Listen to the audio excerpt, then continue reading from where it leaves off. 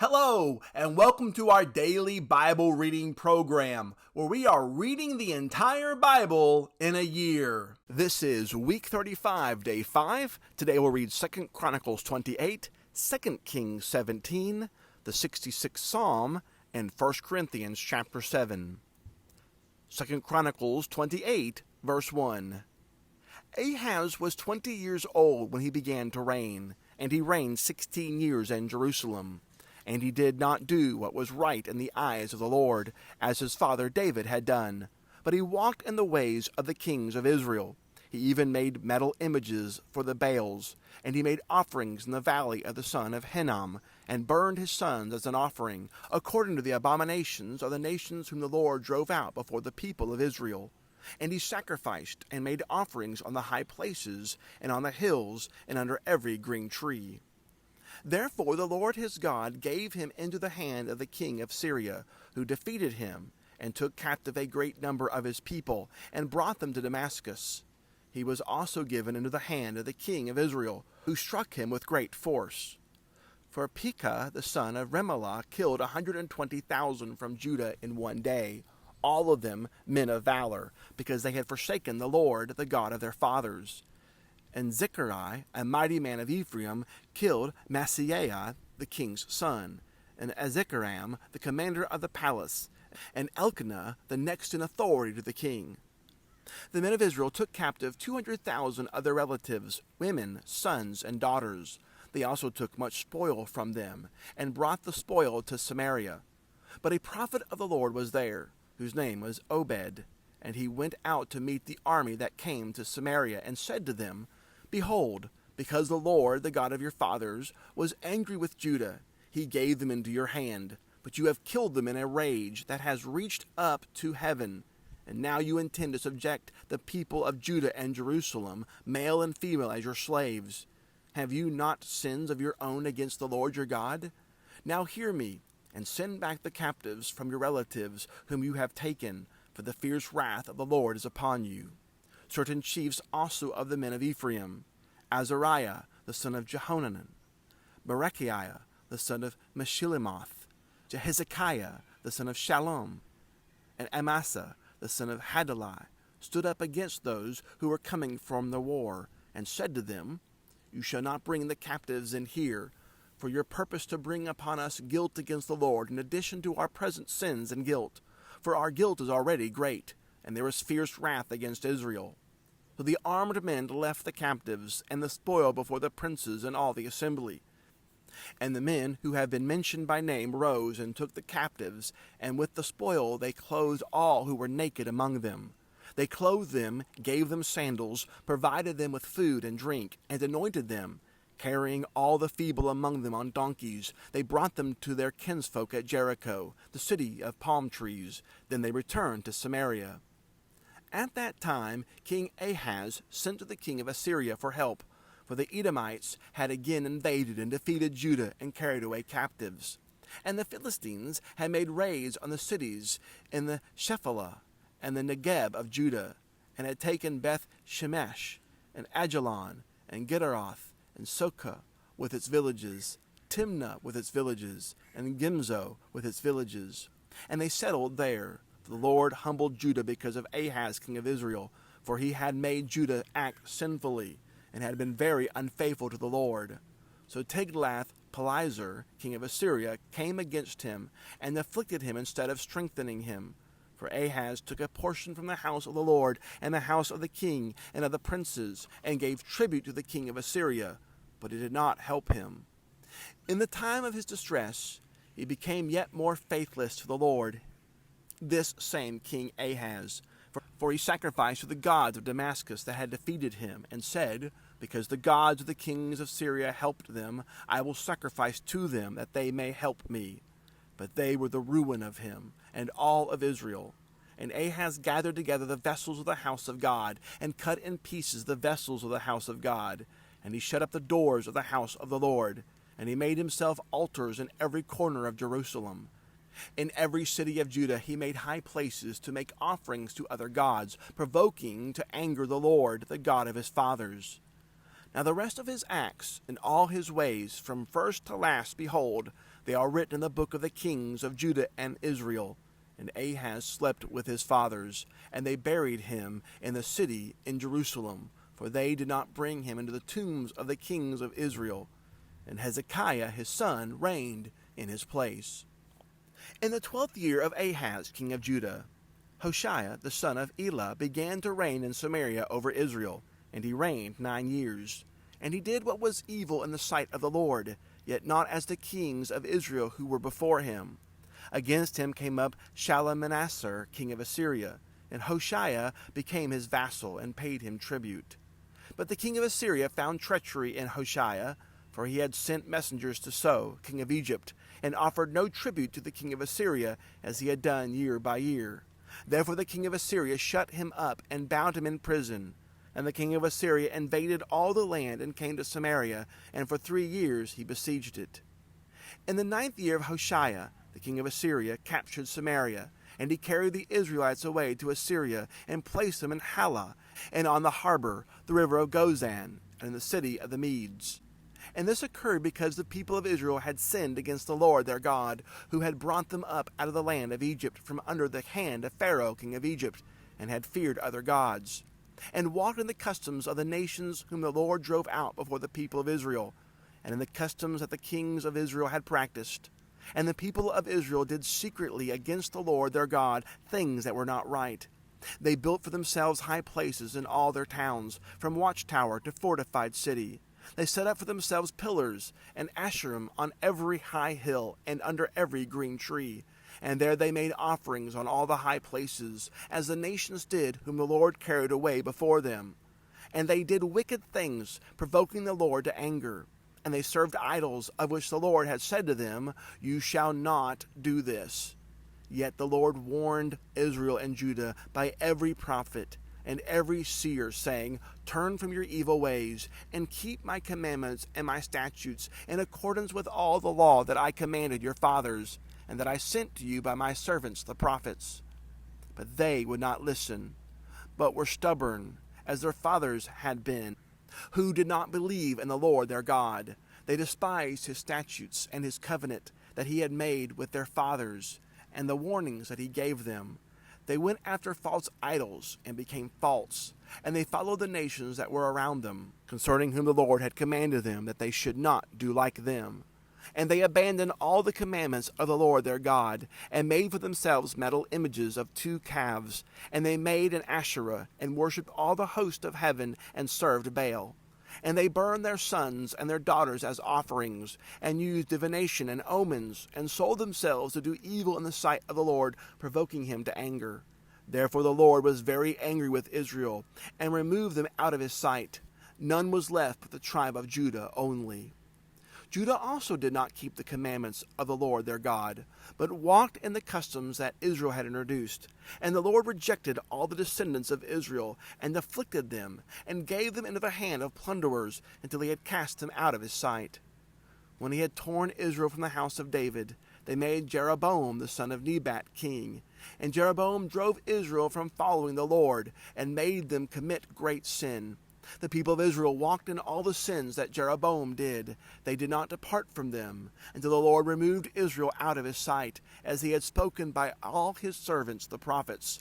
So Israel was exiled from their own land to Assyria until this day. And the king of Assyria brought people from Babylon, Cutha, Ava, Hamath, and Shepharvim, and placed them in the cities of Samaria instead of the people of Israel. And they took possession of Samaria and lived in its cities. And at the beginning of their dwelling there, they did not fear the Lord. Therefore the Lord sent lions among them, which killed some of them. So the king of Assyria was told, "The nation that you have carried away and placed in the cities of Samaria do not know the law of the God of the land. Therefore he has sent lions among them, and behold, they are killing them, because they do not know the law of the God of the land."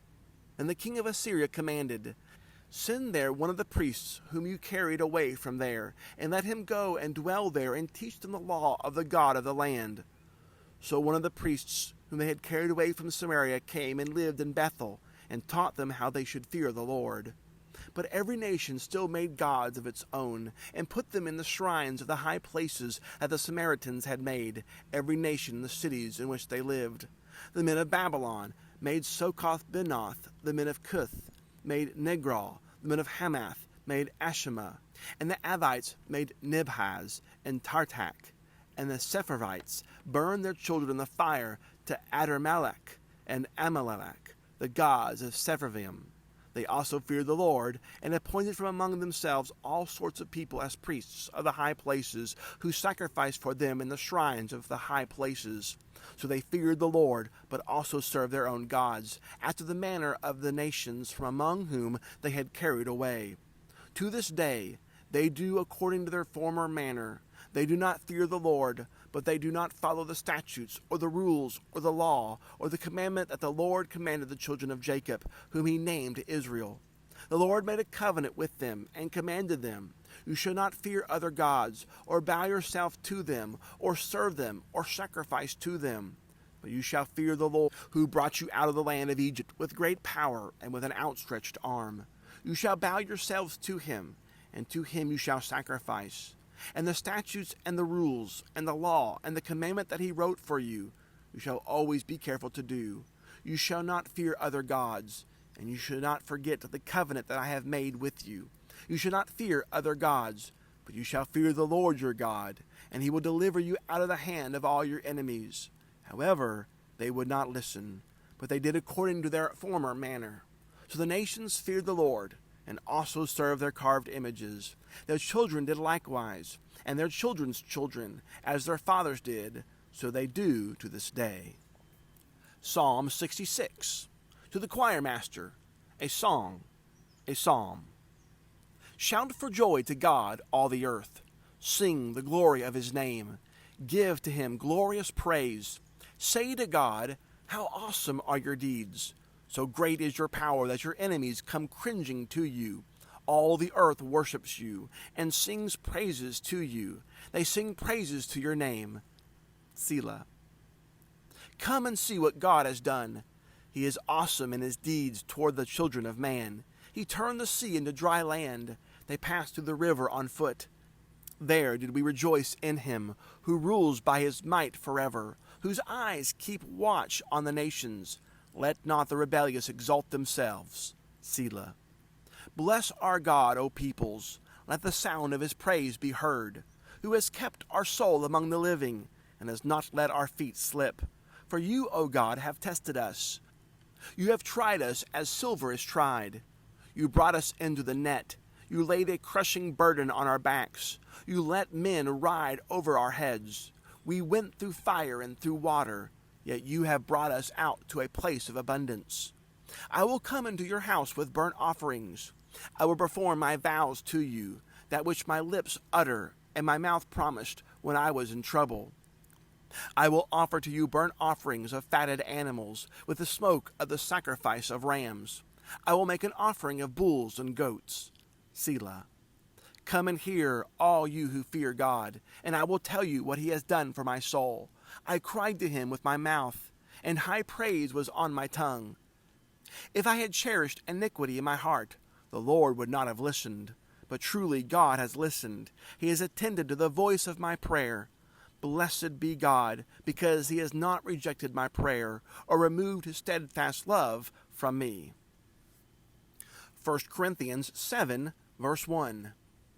Now concerning the matters by which you wrote, it is good for a man not to have sexual relations with a woman. But because of the temptation to sexual morality, each man should have his own wife, and each woman her own husband. The husband should give to his wife her conjugal rights, and likewise the wife to her husband. For the wife does not have authority over her own body, but the husband does. Likewise, the husband does not have authority over his own body, but the wife does. Do not deprive one another, except perhaps by agreement for a limited time, that you may devote yourselves to prayer, but then come together again, so that Satan may not tempt you because of your lack of self-control. Now, as a confession, not a command, I say this: I wish that all were as I myself am, but each has his own gift from God, one by one kind, and one of another. To the unmarried, and the widows, I say that it is good for them to remain single as I am. But if they cannot exercise self-control, they should marry, for it is better to marry than to burn with passion. But if they cannot exercise self-control, they should marry, for it is better to marry than to burn with passion. To the married I give this charge, not I, but the Lord. The wife should not separate from her husband, but if she does, she should remain unmarried or else be reconciled to her husband, and the husband should not divorce his wife. To the rest I say, I, not the Lord, that if any brother has a wife who is an unbeliever, and she consents to live with him, he should not divorce her. If any woman has a husband who is an unbeliever, and he consents to live with her, he should not divorce him. For the unbelieving husband is made holy because of his wife, and the unbelieving wife is made holy because of her husband. Otherwise, your children would be unclean. But as it is, they are holy. But if the unbelieving partner separates, let it be so. In such cases, the brother or sister is not enslaved. God has called you to peace. For how do you know, wife, whether you will save your husband? Or how do you know, husband, whether you will save your wife? Only let each person lead the life that the Lord has assigned to him, and to which God has called him. This is my rule in all the churches. Was anyone at the time of his call already circumcised? Let him not seek to remove the marks of a circumcision. Was anyone at the time of his call uncircumcised? Let him not seek circumcision. For neither circumcision counts for anything, nor uncircumcision, but keeping the commandments of God. Each one should remain in the condition in which he was called. Were you a bondservant when called? Do not be concerned about it. But if you can gain your freedom, avail yourself of the opportunity. For he who was called in the Lord as a bondservant is a freed man of the Lord. Likewise, he who was free when called is a bondservant of Christ. You were bought with a price. Do not become bondservants of men. So, brothers, in whatever condition each was called, there let him remain with God. Now concerning the betrothed, I have no command from the Lord, but I give my judgment as one who by the Lord's mercy is trustworthy. I think that in view of the present distress, it is good for a person to remain as he is. Are you bound to a wife? Do not seek to be free. Are you free from a wife? Do not seek a wife. But if you do marry, you have not sinned. And if a betrothed woman marries, she has not sinned. Yet those who marry will have worldly troubles, and I would spare you that. This is what I mean, brothers. The appointed time has grown very short. From now on, let those who have wives live as though they had none, and those who mourn as though they were not mourning, and those who rejoice as though they were not rejoicing, and those who buy as though they had no goods, and those who deal with the world as though they had no dealings with it, for the present form of this world is passing away. I want you to be free from anxieties. The unmarried man is anxious about the things of the Lord, how to please the Lord. But the married man is anxious about worldly things, how to please his wife. And his interests are divided. And the unmarried or betrothed woman is anxious about the things of the Lord, how to be holy in body and spirit. But the married woman is anxious about worldly things, how to please her husband. I say this for your own benefit, not to lay any restraint upon you, but to promote good order and to secure your undivided devotion to the Lord. If anyone thinks that he is not behaving properly toward his betrothed, if his passions are strong, and it has to be, let him do as he wishes. Let them marry. It is no sin. But whoever is firmly established in his heart, being under no necessity, but having his desire under control, and has determined this in his heart to keep her as his betrothed, he will do well. So then, he who marries his betrothed does well, and he who refrains from marriage will do even better. A wife is bound to her husband as long as he lives. But if her husband dies, she is free to be married to whom she wishes, only in the Lord. Yet in my judgment, she is happier if she remains as she is. And I think that I, too, have the Spirit of God. That concludes our reading for week 35. Join us next week for week 36. On day 1, we'll read 2 Chronicles 29 through 31 and 1 Corinthians chapter 8. As always, please subscribe to our YouTube channel if you've not done so, hit that notification bell. You will be alerted every time there's a new video available. As well, share the good news of the Word of God with others. Thanks so much for listening. Have a great and wonderful day.